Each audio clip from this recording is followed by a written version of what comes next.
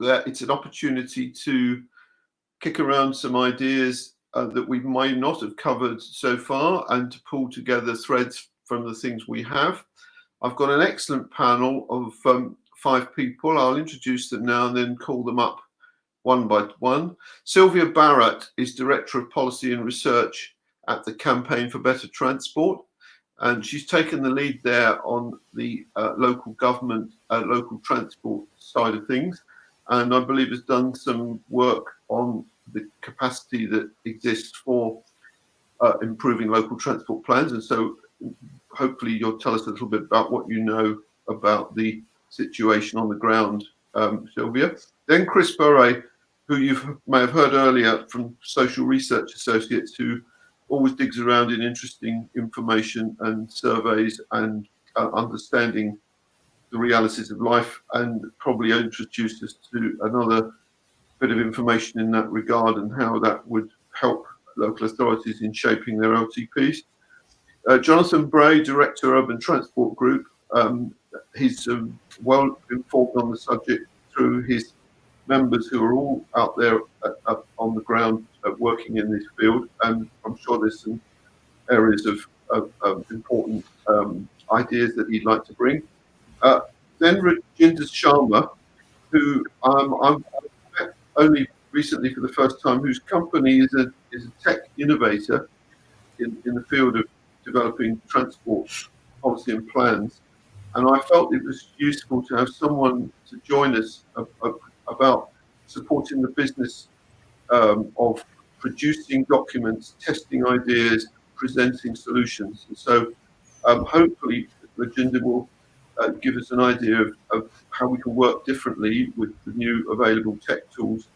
And finally, Anne Carruthers, she's not only at the sharp end in Leicestershire as the Director of Transport and Environment, but she chairs the ADEPT Transport and Connectivity Board. And for those of you who don't know, ADEPT is the professional body representing the senior people working in local authorities in planning and transport. And I'm sure, both from her own experience and that of her colleagues in other authorities, will have some points to make that will be helpful to all of us. So without further ado, I'm going to ask each of the people I've mentioned to do 4 or 5 minutes of their own reflections, and then we'll have a discussion. First up, Silviya. Thank you so much, Peter. Delighted to be with you today. And we've got the last lot, which is good and bad in a sense. Good that because we've heard so much today, and it's a chance to reflect on it all.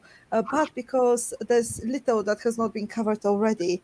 But my main the big question for me, as a standpoint from my perspective, is how do we ensure in that process going forward with the LTP guidance being developed at the moment, how do we ensure that all local authorities can play their role in promoting sustainable transport and quantifiable carbon reductions?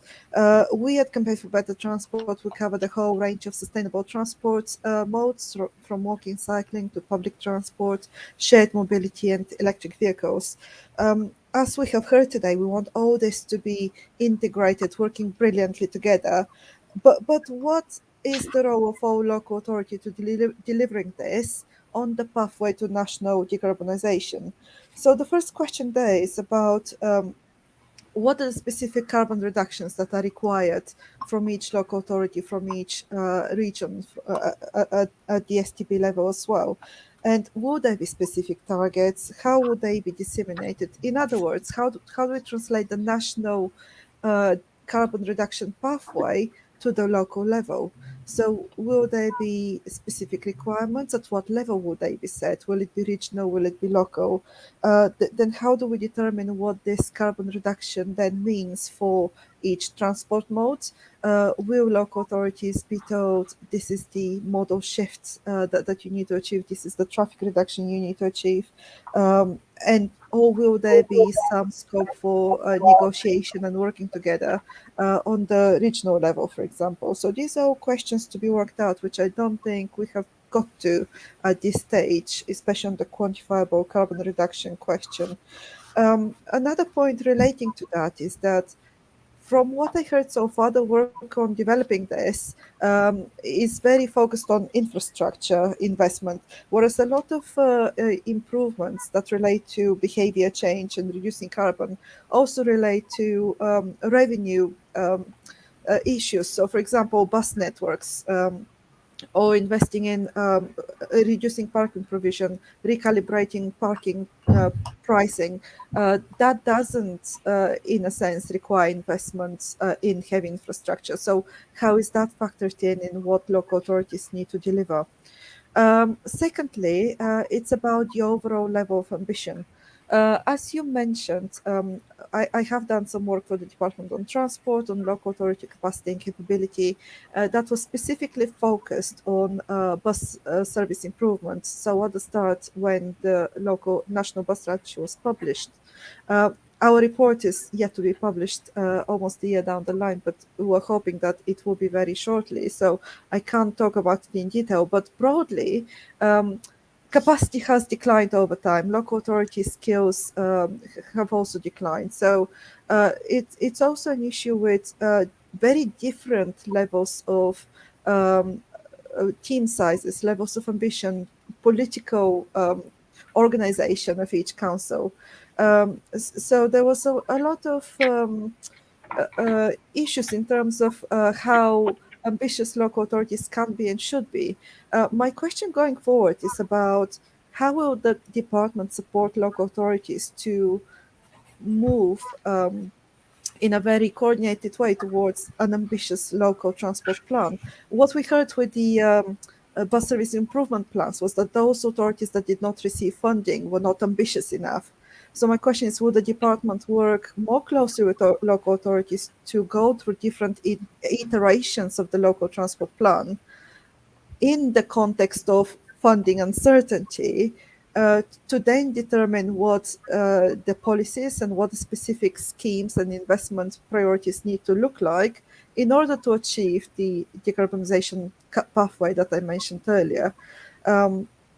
Local authorities have felt that in terms of funding, which is the third factor that I wanted to talk about, with the proliferation of competitive funding pots, as the BISIP has been, for example, obviously that's very labor intensive way of applying for funding and then assimilating the funding as well. We've heard from Nicole this morning that the department is looking to move away from competitive funding pots and towards more certainty in terms of funding, but we have no idea yet what this will look like. And my concern is that this will come too late. And as many local authorities said this morning, we need some level of understanding on what the funding landscape will look like, even if not yet the amount of funding, but at least what the shape of the funding landscape. So we're looking to move towards less conditional funding, but more about allocations and grants that are then conditional on fulfilling the outcomes. And I'll probably leave it there because there's a lot more that we can discuss, but these were just three of the factors that I thought were important at this stage. Thanks a lot, Silviya. Kris, your turn. Hi, hello everyone. I'm just having a few thoughts and reflecting, having listened to everyone all day, which has been fascinating. And I think what we're trying to do here with these LTPs is something much, much bigger. It's a massive change if we're going to meet these objectives. So actually, I think LTPs and the guidance are a philosophical, life-changing document if we're to meet the objectives. And so I think, therefore, to achieve this, apart from all the infrastructure changes and the planning, we have got to have a more strategic approach to engagement. We have to use engagement to win hearts and minds and actually affect behavioural change.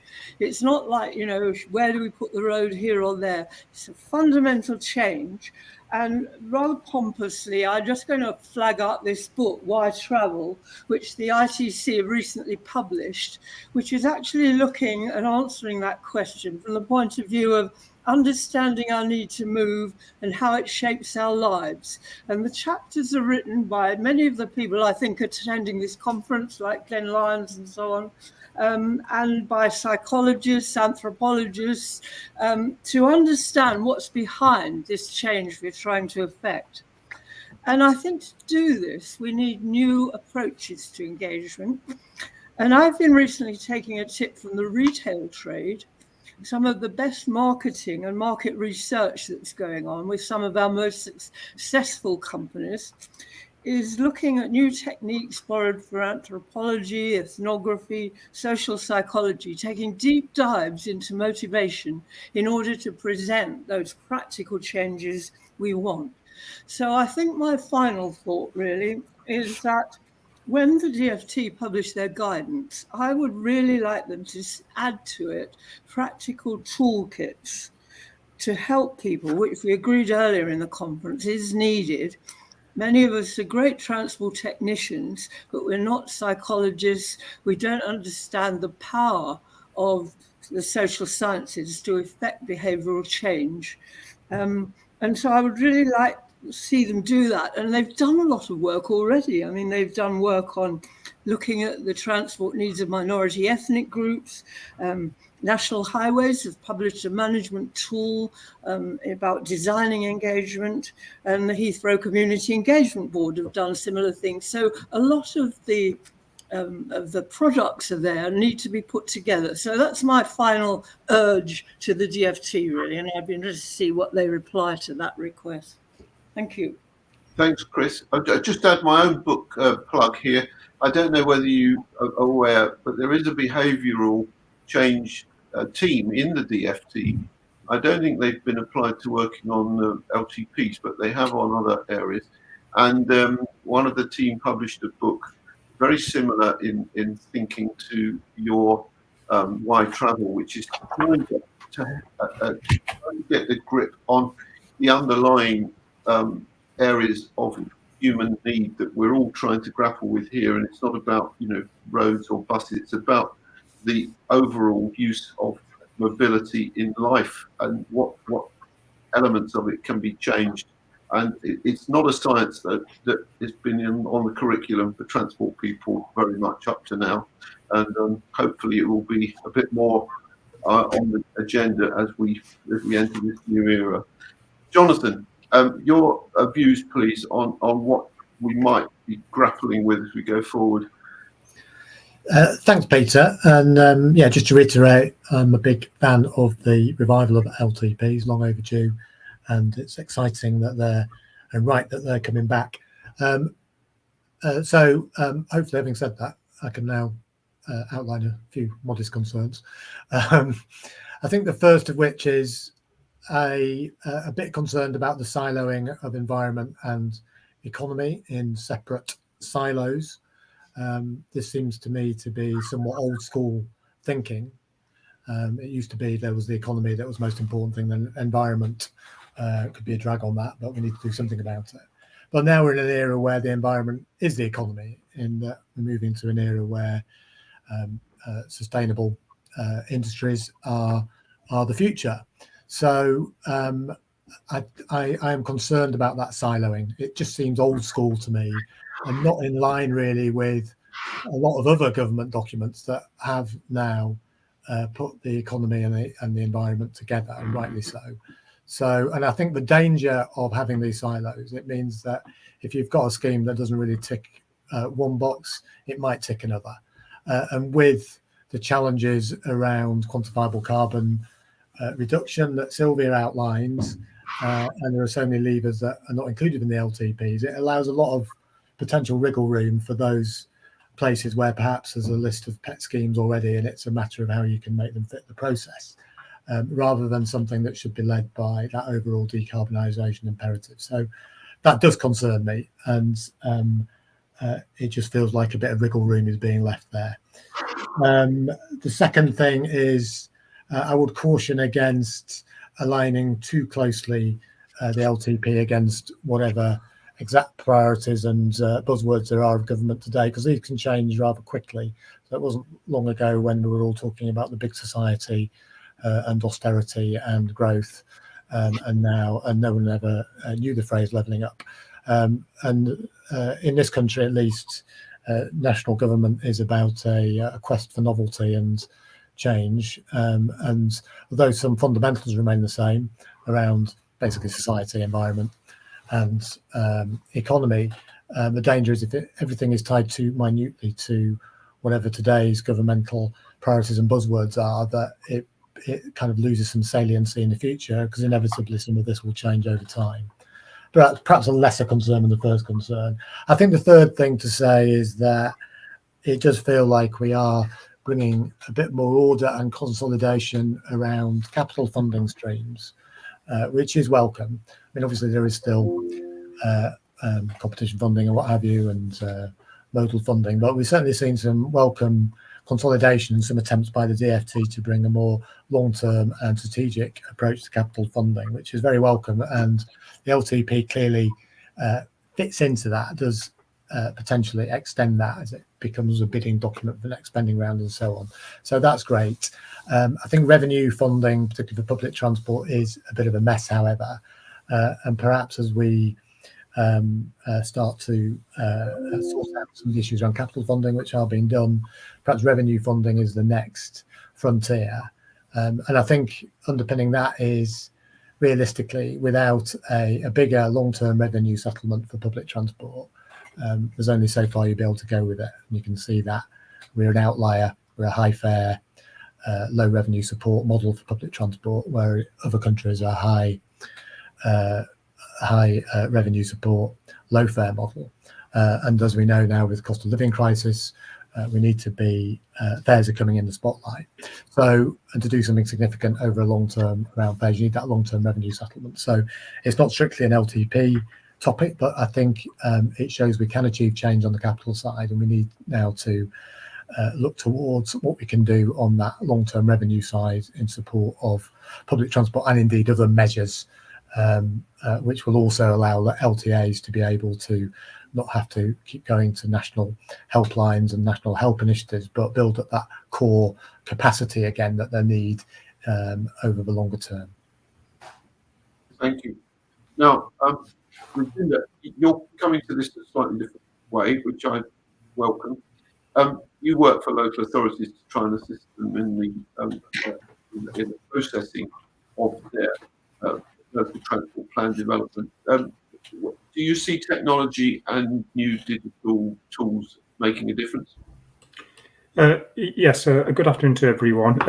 Absolutely, Peter. So we've obviously seen from the presentations from earlier today, obviously, Nicole mentioned, Nicole Barton gave a synopsis of the local authority guidance, which now needs to include BSIPs, LC whips. Greg from Atkins talked about the capability that local authorities are lacking, both in terms of resource, but also in terms of the new skills that may be required to address the new types of LTPs that need to be addressed. And then also from just looking at purely from a resource perspective, from a capacity point of view, obviously, Greg also mentioned that we've seen a reduction of local authority personnel from 3 million to 2 million just in the last 2 decades.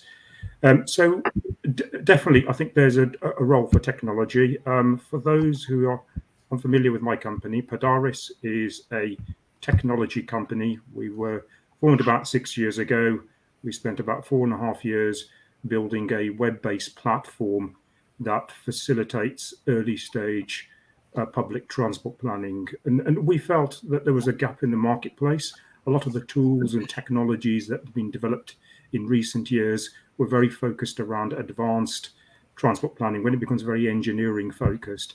There was very little in the way of technology that could support the development of ideas and concepts and try and build these into feasibility study stage.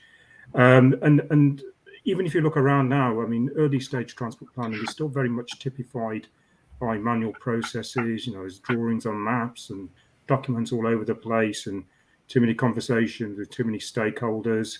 With technology like ours, there are some very powerful tools on the platform that can allow you to import and interrogate data sets, within minutes, to rapidly plan, analyze, and engage, which for local authorities can save them not only in terms of time and money, but also can empower local authorities to engage better with public transport operators, with consultancies, with site developers, and really to support anything from local transport plans to BSIPs or network reviews, really.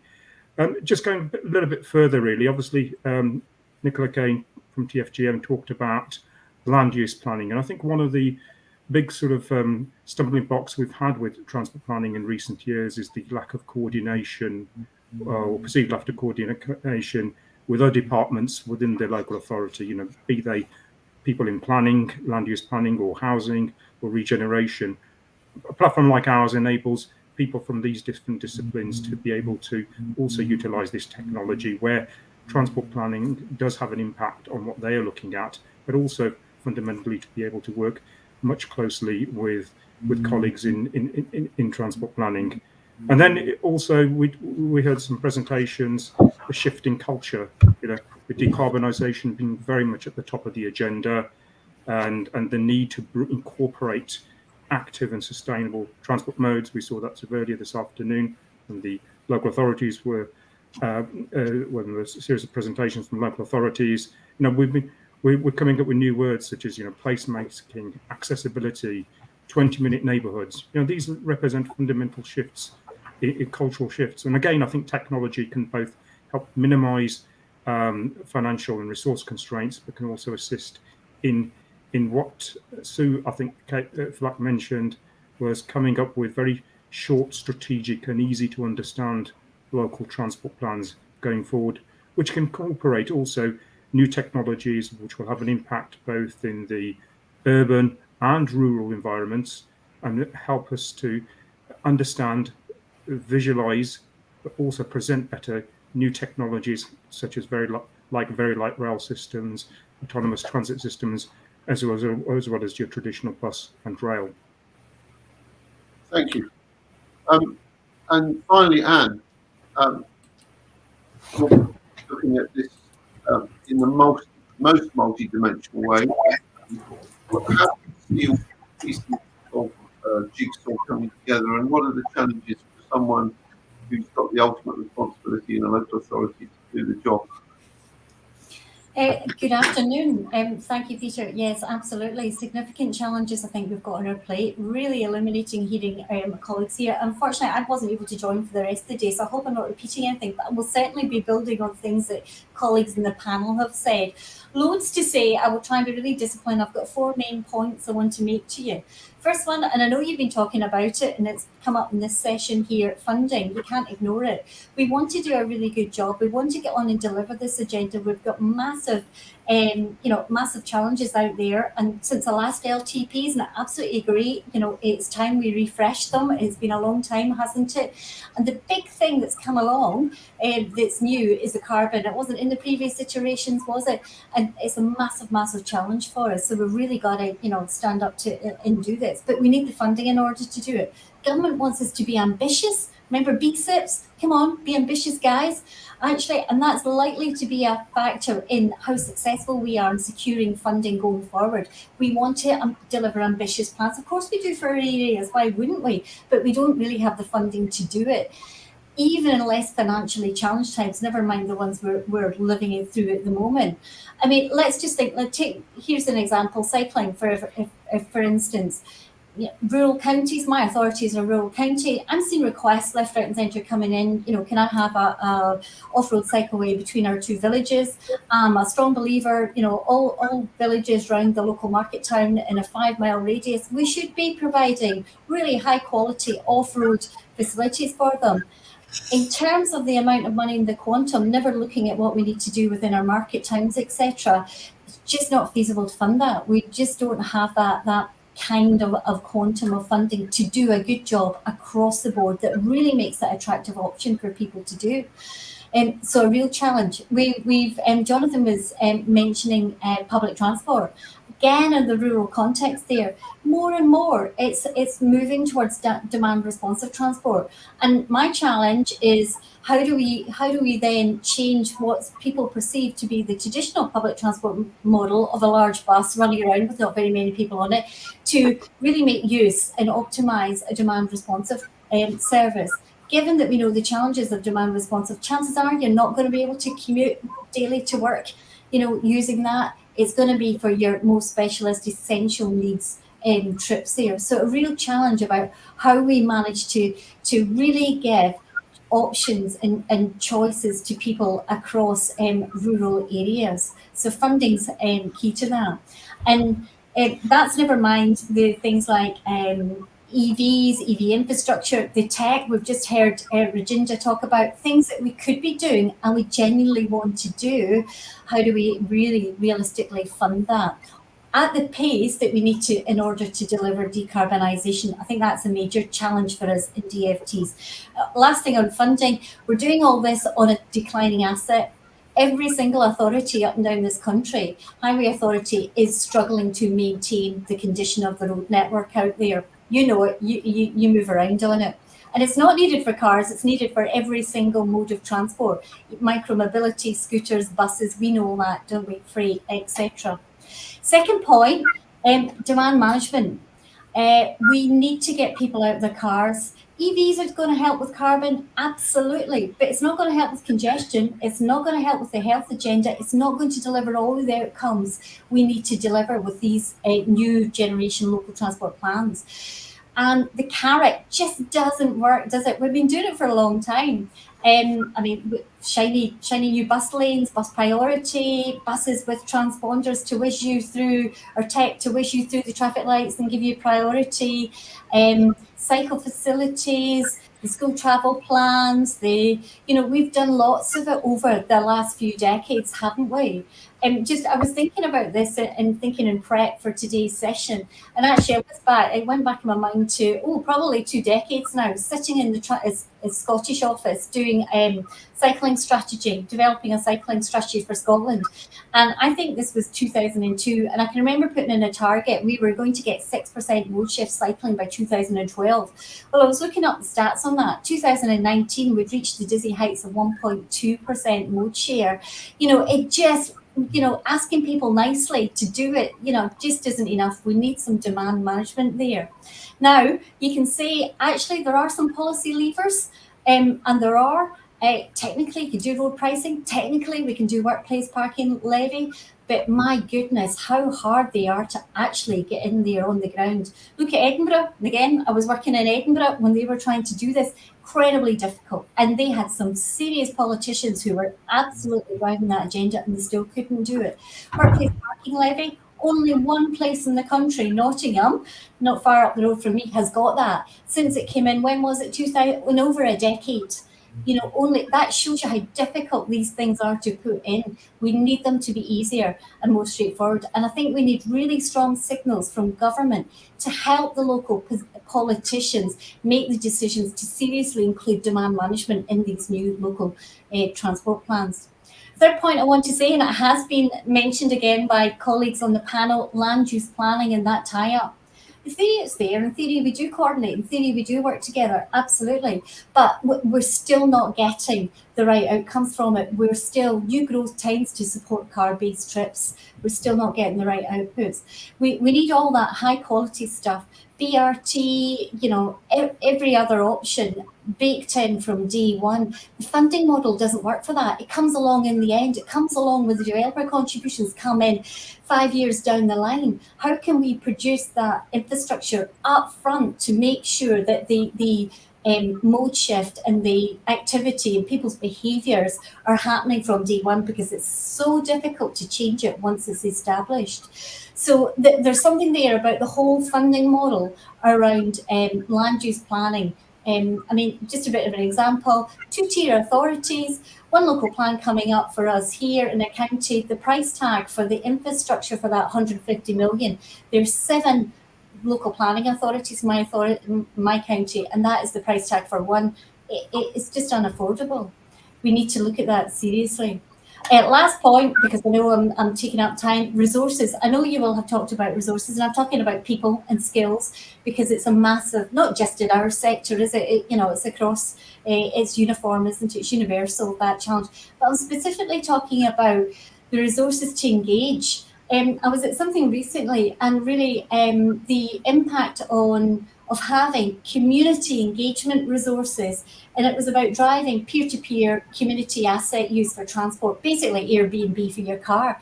That was successful in a pilot that was held, basically because it had significant resource put into it to work with the community to generate that activity, that movement, that interest, and that use. Actually, as local transport authorities, we've hugely shrunk any type of community engagement over the years, just because of budgetary pressures. I think if we're going to take forward this agenda in any way, we've got to go over the challenge of getting back into that community engagement market, because a lot of these things need that influence, need that help, need that support, need that hand holding, and unless we're willing to do that or able to do that, we're not going to achieve the outcomes again. I'll stop there. I'll probably take too much time. Thanks very much, all of you. Thanks, Anne. Raises the question in my mind. I've been around in this field for a long time, and way back when, everybody looked to France and said, what a wonderful revenue tool they have for local authorities called the versement, which was the employee tax which went spending on transport. As we discuss finance and demand management and the ability of local authorities to innovate, we might never get there unless somehow there's a revenue stream which is independent and reliable, that is not dependent on government schemes or bids or limited pots. If you knew it was coming, you could plan for spending it. Have any of you got any thoughts on where we're at in terms of the ability of local authorities to fund things other than through the Department for Transport's largesse? Jonathan, can you see anything happening there? Well, there is things happening. I mean, we've got a lot of links in with developments. It's obviously easier for some of the bigger cities in some of the more central areas to do that, but we are getting the tie-in with funding from developments, and some of this could be potentially extended. Other countries have systems where pension funds are used, and some foreign public sector pension funds are being used in UK infrastructure. We're also being told there's a lot of green finance available, sloshing around looking for an outlet. But I think there are a couple of challenges. One is capacity of local government, even in the city regions. It's not always there, because the money people need money people on our side of the fence that they can talk to and build confidence with. And also there is a need to ensure that it actually is beneficial in terms of funding, that it doesn't end up actually being more expensive. We've also got things like the UK Infrastructure Bank, which put out its plan yesterday. So there are alternative funding sources that are being utilised. We could do more. I think part of it is also having the capacity to do that on our side, but also there's always a danger, of course, that as local authorities raise their own funding, that there's a commensurate reduction in public funding. That's always a danger, but I think we have no choice but to pursue that, because the cavalry isn't coming to the degree that people would like. It's not going to happen. We're only going to get so much. So and one of the things we try and do as UTG is to network that among our members, because probably the big city regions of those will be able to utilise some of these routes more quickly than others. Come to you, Silviya, because you signalled to me you'd like to say something. But I had a comment come through from Peter Jones. He's put monetising the curb. Now, I think it's interesting because that sort of thinking, I mean, how many hundreds of, well, no, sorry, how many decades do you have to go back before there was no mechanism to collect money for parking in this country? All curbsides were, you know, get there if you can. And then suddenly someone invented the idea of parking charges, parking regulations, parking meters. That all began in an era when the world was changing. We're in another era where the world is changing, and I would have thought there was some scope for some new mechanisms here. Silviya, what would you like to say on this? I very much agree with the monetizing the curb point. And yes, local authorities do have quite a lot of levers at their disposal. And I'm always surprised at how many local authorities do not use controlled parking zones and do not control parking at all. So in many cities and lots of other areas, people can park anywhere without paying anything. And that is a lot of untapped potential. For capital projects as well, there is more that other cities and towns can be given in terms of powers of raising funding. So, for example, the way that Crossrail was funded with business rate supplements raised by the mayor and other contributions, that's not something that other cities can employ at the moment. So there is more that can be done in terms of devolution. But my point is that revenue support should also be part of the package. And at the moment, it's not clear which revenue streams will be part of the package which is conditional upon LTP development.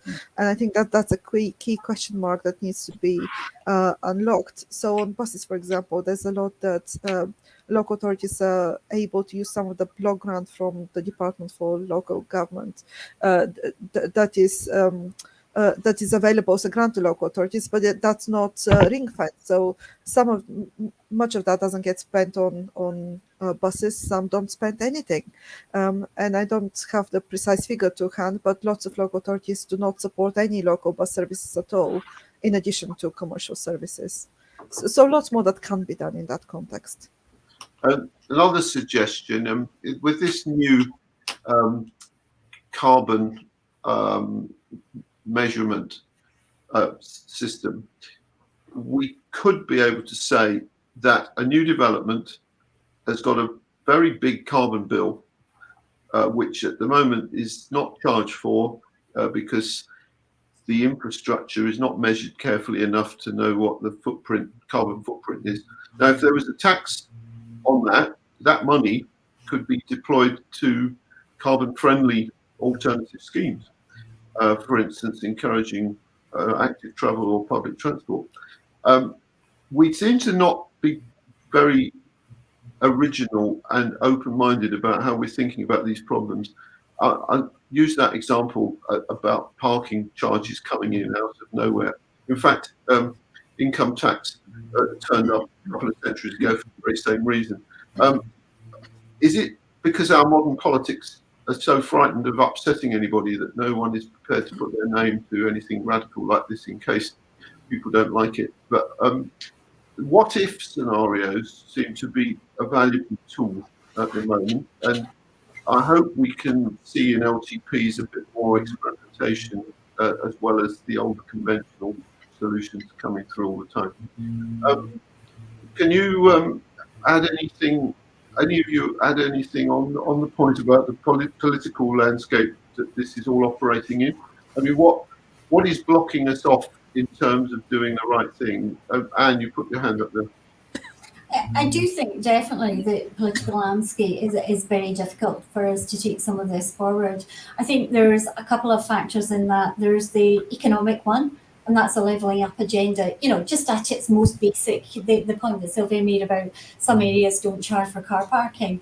That's normally, if you look at they might be, a smaller area quite close to a big city. Well, actually, you'll get the local businesses, etc., coming back at the local members, politicians, councillors about actually you're driving people elsewhere. So how's our local economy going to?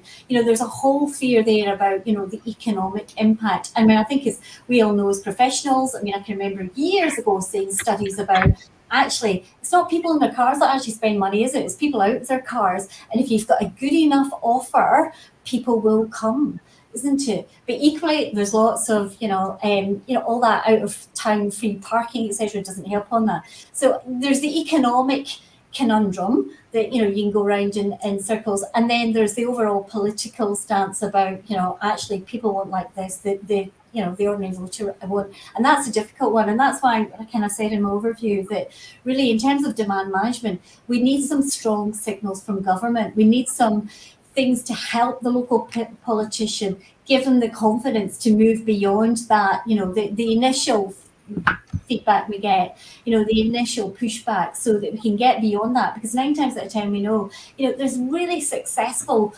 cities, towns, etc. that thrive, that have huge car parking charges, etc. Or people don't go anymore. You just don't think there's other ways to get there, but their businesses are booming, and they've taken the vehicles out of the centre, and they've got a cafe culture, and it's a win-win-win. It keeps going. So, but I genuinely think that the politics in some areas is difficult to go over, and we do need both mechanisms, and part of that comes from your local public areas. So there's a challenge to us as local transport authorities. How do we garner the view out there is probably the silent majority who actually accept that, in this day and age, you have to pay for parking, or you have to, etc. Just to give the confidence to the members so you can get some of those key policy drivers there. But, if I could just come back to your point about funding, I think, we do get too siloed. We too, about where we're going to do. We have to think outside the box. Pavement metering, whatever, the green finance thing, road pricing, or call it something else. The government's got a massive deficit there, hasn't it, in the treasury from fuel duty, hasn't it? It's going to come up with something else. We have got to be innovative about it, and I think it happens at all scales. There's things that we would love big funding streams to come into us, but equally, you go out to a local community, there's probably options of bringing in the private sector, bringing in the voluntary sector, but that all takes resource to put a jigsaw together to take forward a particular initiative. So I think it needs to happen at all scales, but it really is a difficult environment at the moment, but we've got to think bigger on it. Right, well, I think I must bring this to an end. I've got to hand over for a final word from Jessica Matthews at the department. I won't ask Jessica to talk about the politics, but I did like to introduce it because I do think all of this is based in a political context, and some of the things that might be good ideas have to be nursed through the process of change, and that's tough in our current world because people run away from difficult decisions quite often because of the adverse reaction, but they have to be addressed in some way. Can I thank all of you in the final panel, Silviya, Kris, and Rajinder and Jonathan. That's added a little bit of spice to the end of the day. Not that we haven't heard a lot already. It's a very rich menu we've had, and a lot of dimensions to it. And I think it's going to take a few years to work through all this because it's not just, well, there's going to be a new local plan in 2024, and that's job done. I got a feeling this is a longer project than that. But look, I'd like to just before I hand over to you, Jessica, just to say thank you everyone for contributing today. Thank you very much to the department for working with us on this event. Thank you very much to the Urban Transport Group, to Atkins and the Project Centre for supporting this event. Thank you to Peter Jones for being one of our anchor points in the programme and during the day, and his excellent keynote. And I'd like to thank my colleagues Armin Faraman Razavi, Jason Comboy, Mark Luca, and Barrett Mendu, and also Justin Andrew, for all their help in both preparing the event and running the digital platform so successfully today without a measurable hitch. And of course, I'd like to thank everyone who's attended for giving us their time and the feedback we will be providing everyone with a feed of what's happened today, the presentations, and there'll be reports in the next issue of Local Transport Today. Now, Jessica, I know you're not going to make any massive policy announcements now, but it would be interesting just to hear from you what you've made of today's activities. Thank you, Peter. I think my co-director. So we've got a voice. I can't hear you clearly. Is that a mic? I am off mute. Can you not hear me? I can now. It's better. Lean forward if that is what was. I'll try that. Thank you very much, Peter. I think my fellow co-director, Stephen Fiddler, opened the session, and it leaves me to close. As I think many of you in the audience know, Stephen and I run the local transport empire in the department between us. I think we've heard a large number of really interesting thoughts and reflections from speakers today, and I think Nicole has set out very clearly what our expectations are for local transport plans. From my point of view, all local authorities obviously will have a clear idea of what they want for their areas to make it a really pleasant place to live and work in so that it thrives generally. And clearly transport is a really important part of that, alongside other considerations like health or education or spatial planning or environment or running the economy and a number of other things. And that's why lots and lots of local authorities maintain their local transport plans, even when the department hasn't been breathing down their necks to do so, because they're really, really useful documents. So I think what we're really trying to do here is to try and make it easier for you to maintain those plans, because we, like many of you, think that they are really, really helpful.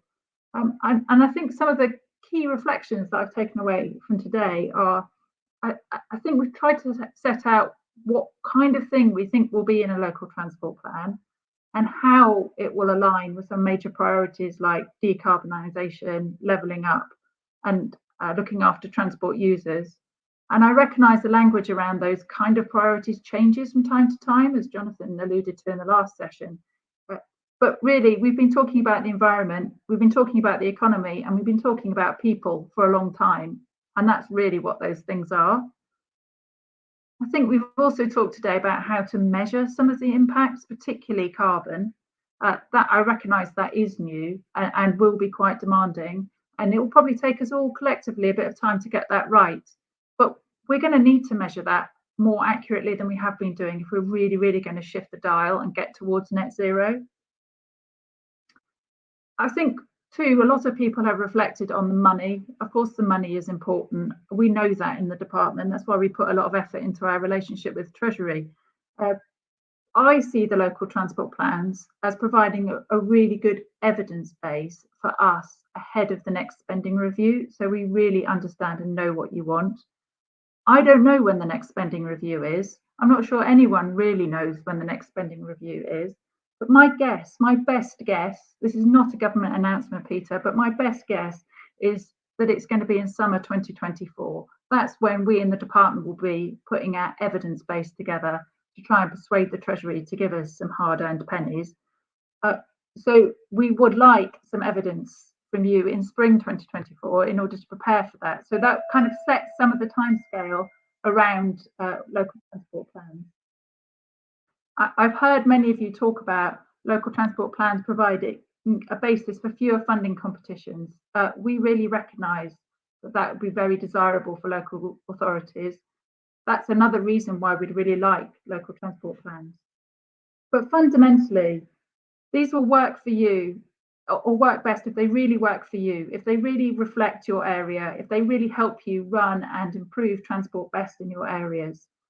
So I think I was asked, what next? And my main messages are, look out for the guidance and think about what really works for you. And I realise it's last thing on a Friday, so I'm going to stop talking now.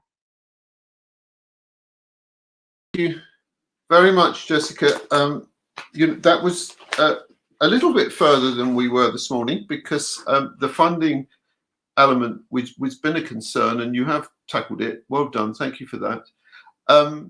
I can only say now, again, thank you for everyone who's been involved. It's been an exciting event to prepare and quite an exciting event to be in the middle of, because there's so many pieces of it coming in all directions. But there are some threads we can pull out, and I hope as we go forward, it's been helpful both to local authorities and the department in shaping up things.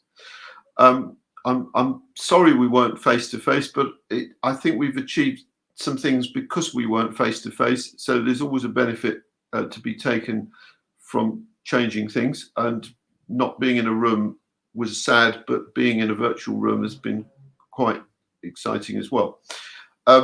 So before I sign off, can I wish everyone a safe journey home if they're not already there? And look forward to seeing you again in another one of these events before too long. Thank you, everyone.